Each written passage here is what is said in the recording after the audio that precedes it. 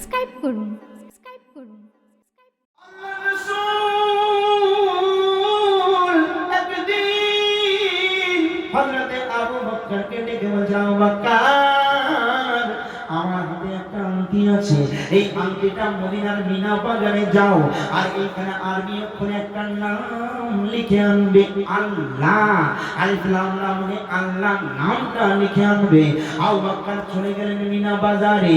কিছুক্ষণ পর আংটিটা এনে বলছে, ইয়া রাসূলুল্লাহ, ইয়া হাবিবাল্লাহ, হুজুর এই নিন আপনার আংটি, দেখুন কেমন হয়েছে। আল্লাহ রাসূল দেখছেন আল্লাহ, তার সঙ্গে মুহাম্মাদের নাম লেখা। আবু বকর বলে, আল্লাহ রাসূল বলে, আবু বকর, তোমাকে আল্লাহর নাম লিখতে বলেছি, তার সঙ্গে মুহাম্মাদের নাম যুক্ত করে কেন লিখলে? আবু বকর বলছে, আল্লাহ, যেখানে আল্লাহ সেখানে মুহাম্মদ, যেখানে কাবা সেখানে মদিনা, যেখানে রব্বুল আলামিন তার পাশে রাহমাতুল লিল আলামিন।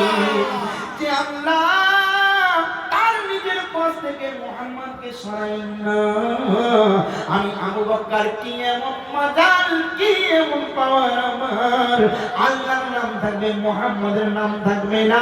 না না না, তা হয় না, হয় না। এই জন্য আল্লাহর নামের পাশে আমি মুহাম্মাদের নামটা নিজের ইচ্ছায় লিখেছি। আল্লাহ রাসূল বলছে, তুমি এই মুহাব্বত করো, এটা হলো মুহাব্বতের নজরানা। খুব ভালো, খুব ভালো। আবার ভালো করে দেখে আল্লাহ মুহাম্মদ তার আবু বকর, আল্লাহ রাসূল আবু বকর, আল্লাহ ছাড়া মুহাম্মদ, মুহাম্মদ ছাড়া আল্লাহ যেমন মানাই না, সেটা তো বুঝলাম। আল্লাহ মুহাম্মদ নাম রয়েছে, কিন্তু নিচে আবু বকর তোমার নামটা কেন লিখলে? আবু বকর সঙ্গে সঙ্গে আল্লাহ রাসূলের কদমে পড়ে কেঁদে বলে, ইয়া রাসূলুল্লাহ, ইয়া হাবিবাল্লাহ, হুজুর, এত বড় বেয়াদবি আবু বকর কোনদিন করতে পারে না। সঙ্গে সঙ্গে জিবরিল আমিন আলাইহিস সালাতু ওয়াস সালাম হাজির হয়ে বলেন, ইয়া রাসূলুল্লাহ, ইয়া হাবিবাল্লাহ, হুজুর, আপনার আবু বকর যেমন আল্লাহর নামের পাশ থেকে মুহাম্মদকে সরাতে পারে না, তেমন আল্লাহ পাক এই আবু বকরের মুহাম্মদে এত সন্তুষ্ট হয়েছেন, তাই আল্লাহ থাকবে, মুহাম্মদ থাকবে, আবু বকর থাকবে না, এটা হয় না।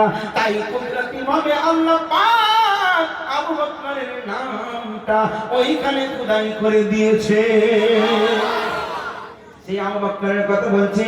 সেই আবু বকর চিন্তা করলো, নিশ্চয় ওই জুব্বাটা আমি পাবো। আল্লাহ রাসূলের নজরটা ঘুরে গেল হযরতে উমরে ফারুকের দিকে। এই উমরে ফারুক নবীর প্রিয় সাহাবী। উমরে ফারুক চিন্তা করছে, নিশ্চয়ই জুব্বাটা আমি পাবো। নজরটা ঘুরে গেল উসমানের গায়ের দিকে। উসমানের গায়ে জিন্নুরাইন, তিনি ভাবছেন ওইটা আমি পাবো। আল্লাহ রাসূলের নজর ঘুরে গেল আলী মাওলা মুশকিল কুসার দিকে। আলী চিন্তা করছে, আমি তো ফাতেমার স্বামী,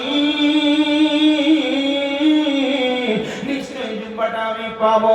আল্লাহ রাসূল জুব্বা নিয়ে বলতেন, শোনো, এই জুব্বাটা কে পাবে তোমরা কি জানো তার নাম? সাহাবীরা চিৎকার করে বলছে, ইয়া রাসূলুল্লাহ, ইয়া হাবিবাল্লাহ, কে সে ভাগ্যবান? আল্লাহ রাসূল বলছে, জুব্বাটা কে পাবে তার নাম হলো